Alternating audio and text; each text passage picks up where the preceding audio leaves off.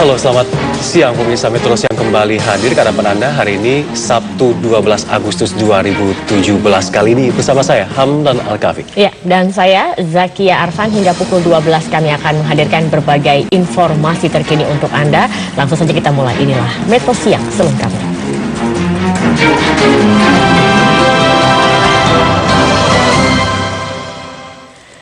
Pemirsa, meski Komisi Pemberantasan Korupsi meyakini bahwa saksi kunci IKTP Johannes Marlim telah meninggal dunia di Los Angeles, Amerika Serikat, hingga kini pihak berwenang di Amerika belum memastikan identitas jenazah. Ya, KPK membenarkan kabar tewasnya Johannes Marlim. Lembaga anti rasuah sendiri ini menyerahkan kematian Direktur Biomorph Loan LLC ini kepada otoritas penegak hukum setempat. Juru bicara KPK Febri Diansah menyatakan tidak mau berandai-andai apakah kematian Johannes Marlim berkaitan dengan penyidikan kasus IKTP yang telah merugikan negara sebesar 2,3 triliun rupiah ini. Namun situs CBS Los Angeles menyebutkan Johannes meninggal dunia karena bunuh diri. Sementara itu pihak kepolisian Los Angeles dan FBI di Amerika Serikat sendiri belum memberikan konfirmasi resmi terkait dengan kebenaran meninggalnya Johannes Marlim. Sebelumnya nama Johannes Marlim sedikitnya disebut 25 kali dalam persidangan EKTP. Johannes diinformasikan jaksa telah aktif sejak awal dalam pembahasan proyek KTP elektronik ini.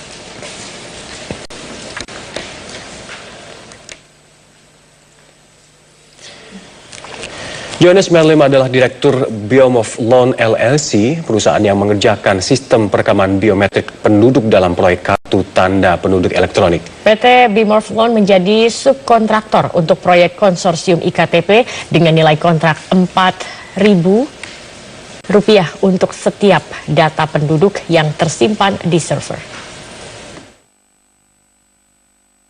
Nama Johannes Marlim sebenarnya tidak ada dalam daftar konsorsium pemenang tender dan subkontrak proyek KTP elektronik.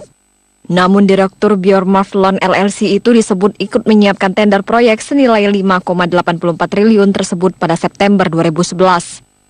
Kepada koran Tempo, Johannes Marlim mengaku menyimpan rekaman sebesar 500 gigabita yang merekam seluruh isi pembicaraan dengan sejumlah orang yang terlibat dalam proyek EKTP termasuk anggota DPR. Johannes Marlim menyebut Komisi Pemberantasan Korupsi telah 2 kali meminta keterangannya di Singapura dan Amerika Serikat. Kabar tewasnya Johannes Marlim di negeri Paman Sam itu pun dipastikan KPK tidak akan menghentikan proses penanganan kasus EKTP. Seberapa jauh peristiwa tersebut punya implikasi terhadap penanganan kasus yang sedang kita lakukan saat ini. Dan kami pastikan bahwa bukti yang kita miliki sudah cukup kuat dan kita tidak akan terlalu terganggu dengan hal tersebut. KPK menjelaskan Johannes Marlim berperan sebagai penyedia L1 Avis yang merupakan merek produk sistem perekaman biometrik EKTP. Johannes Marlim ikut membahas persiapan proyek EKTP sejak 2010 hingga 2011. Johannes Marlim pernah juga menyetor $20.000 Amerika Serikat kepada terpidana kasus EKTP Sugiharto untuk membayar biaya penyewa pengacara saat perusahaan konsorsium perusahaan umum percetakan Republik Indonesia digugat peserta tender lainnya. Tim Liputan, Metro TV. KPK menyampaikan perkembangan dari kesehatan penyidik lembaga anti rasuah Novel Baswedan. Novel akan menjalani operasi besar untuk mata kiri pada Kamis 17 Agustus 2017. Juru bicara KPK Febri Diansah jelaskan rencana operasi besar terhadap Novel Baswedan ini akan dilakukan dalam 2 tahap. Pertama adalah penanaman jaringan gusi dan pipi di mata kiri yang hasilnya harus ditunggu selama 2 bulan pasca operasi ini.